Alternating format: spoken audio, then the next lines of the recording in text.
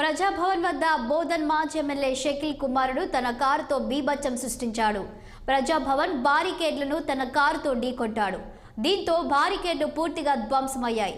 Car ప్రమాదానికి గురైన వెంటనే సోహిల్ అక్కడి నుంచి పారిపోయారు. డిసెంబర్ 23న తెల్లవారుజామున 3 గంటలకు జరిగిన ఘటన ఆలస్యంగా వెలుగు చూసింది. ఇక ఇదే అంశంపై మరింత సమాచారం మా ప్రతినిధి రచన అందిస్తారు.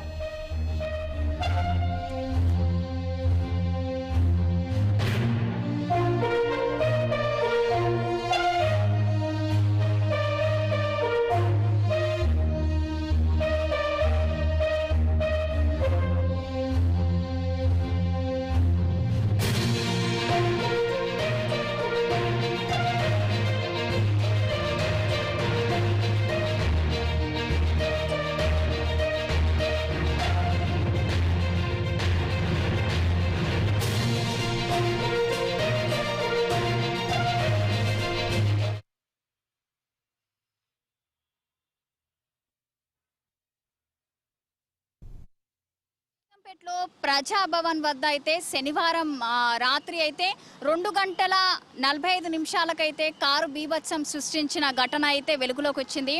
అలాగే ఈ యొక్క ప్రజాభవన్ ముందున్న ట్రాఫిక్ బారికేడ్లను అయితే అతి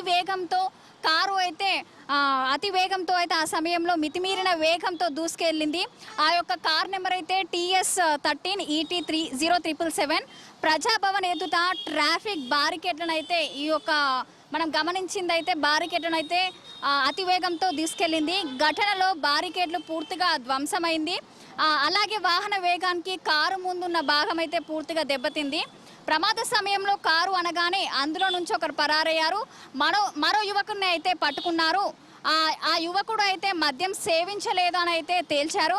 అలాగే ఆ కారులో 3 యువతులు కూడా ఉన్నారు అని మన సీసీ కెమెరా ఫుటేజ్ ద్వారా అయితే పోలీసులు గుర్తించారు. ఒక పంజగుట్ట పోలీసుల నిర్లక్ష్యం వల్లనే మనకు కారు నడిపిన అబ్దుల్ అసీఫ్ పై అయితే కేసు నమోదు చేశారు. అయితే ప్రమాద సమయంలో బోధన్కి చెందిన మాజీ ప్రతినిధి తనయుడు కారు నడిపినట్టయితే ఆరోపణలు అయితే మనకు వినిపిస్తున్నాయి.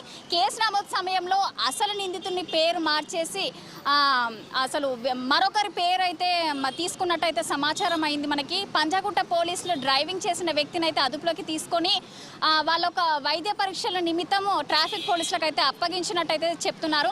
వాస్తవాలు ఏమిటనేది దర్యాప్తులో తేలిపోతుందని ఉంది. ఈ ఘటనపై సమగ్ర దర్యాప్తు చేసి నివేదిక ఇవ్వమని మన ఈ నగర సిపిఐ శ్రీనివాస్ రెడ్డి పంజగుట్ట పోలీసులకు ఆదేశించినట్టయితే తేలింది.